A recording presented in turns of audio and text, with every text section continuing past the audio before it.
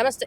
మనం చూస్తున్నాం ప్రతిపక్షాలు ఇప్పుడున్న ప్రభుత్వాన్ని విమర్శించడం కావచ్చు, ఏదైతే రేవంత్ రెడ్డి ప్రజాపాలన చేయట్లేదు, రేవంత్ రెడ్డి పాలన చేస్తున్నారని చెప్పేసి కూడా ప్రతిపక్షాలు మాట్లాడడం జరిగింది. రీసెంట్‌గా ఆర్ఎస్ ప్రవీణ్ కుమార్ కూడా మాట్లాడడం జరిగింది. మాట్లాడదాం మనతో టీపీసీసీ జనరల్ సెక్రటరీ గజల కాంతం గారు మనతో ఉన్నారు. వారిని అడిగి మరిన్ని విషయాలు తెలుసుకుందాం. అన్న చెప్పండి, మనం చూస్తున్నాం రేవంత్ రెడ్డిని ప్రతి క్షణం టార్గెట్ చేస్తూ మాట్లాడుతున్నారు. ప్రజాపాలన నడవట్లేదు, తెలంగాణలో రేవంత్ రెడ్డి పాలన నడుస్తుంది అని చిన్న అంటున్నారు. ఎట్లా చూస్తాం? ఎస్, రేవంత్ పరిపాలన నడుస్తున్నది, తప్పే ఉంది. అవును, నడుస్తున్నది. తెలంగాణ ప్రజల కోసం పరిపాలన, ప్రజాస్వామ్య పద్ధతిలో పరిపాలన నడిపిస్తున్నాడు. తప్పే ఉంది. రేవంత్ రెడ్డి గారి పరిపాలన నడుస్తున్నది. ఎస్, చెప్తున్నాం మేమే. భారత రాజ్యాంగాన్ని అనుసరించి ప్రజా పరిపాలన చేస్తున్నాడు. చట్టాలను గౌరవించి పరిపాలన చేస్తున్నాడు మా రేవంత్ రెడ్డి గారు. భారత రాజ్యాంగానికి అనుగుణంగానే పరిపాలన నడిపిస్తున్నాడు మా రేవంత్ రెడ్డి గారు, మా ముఖ్యమంత్రి గారు. అది వాస్తవమే. ఇది ప్రజల కోసం పనిచేస్తుంది ప్రభుత్వము. ప్రజా పరిపాలన నడిపిస్తున్నాడు. ప్రజాస్వామ్య రాష్ట్రంగా తీర్చిదిద్దుతున్నాడు. తప్పే ఉంది అని అంటున్నా నేను. వాస్తవమే.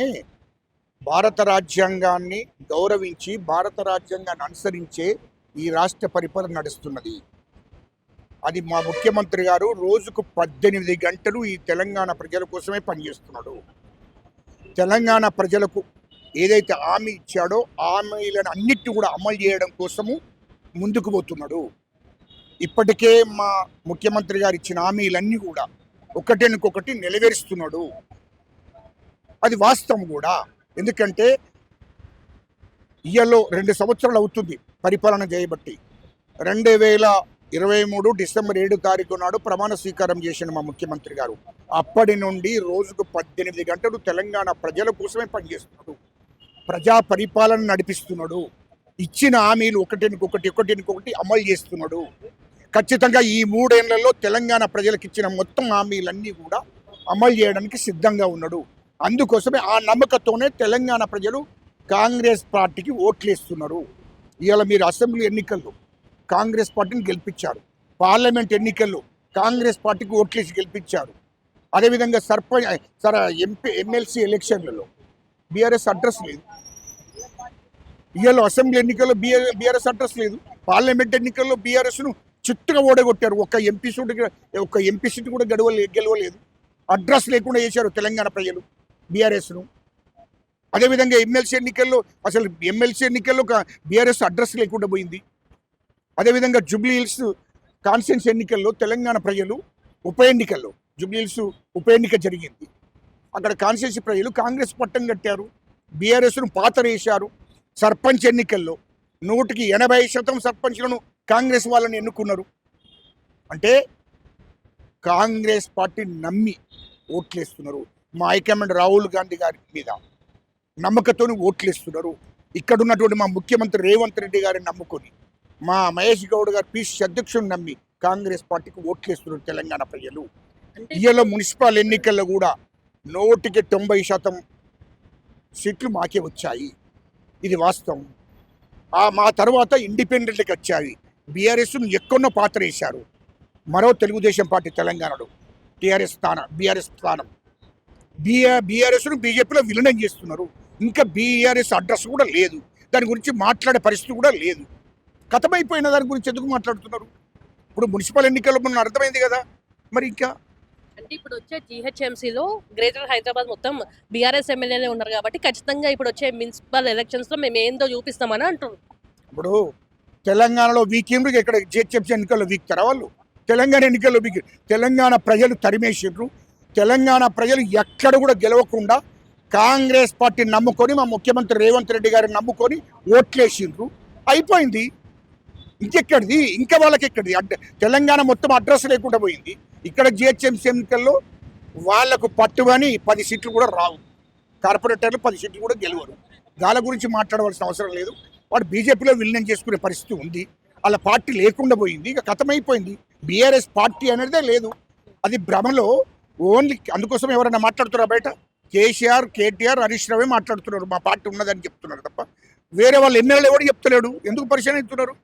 తెలంగాణ ప్రజలు మొన్న రిజల్ట్ ఇచ్చారు కదా. ప్రతి ఎన్నికల్లో తెలంగాణ ప్రజలు గుణపాఠం చెప్తూనే ఉన్నారు కదా. ఇంకా మళ్ళీ ఎందుకు దాని గురించి మాట్లాడుకోవడం? మొన్న ప్రజాభవన్ దగ్గర కూడా కవిత ధర్నా చేయడం జరిగింది. 2500 మహిళలకి వచ్చేటివి ఉన్నాయి, ఇంకా రాలేవు, అసలు ఏం చేస్తున్నారు, ప్రభుత్వం పట్టించుకుంటుందా లేదా అని చెప్పేసి కవిత పెద్ద పెద్ద ప్లకార్డులు పట్టుకుని ఆడ చాలా మంది మహిళలతో ధర్నా చేసింది. ఇది ప్రజాస్వామ్యం. అందుకోసమే నేను చెప్తున్నా, కాంగ్రెస్లో ప్రజాస్వామ్యం ఉంది.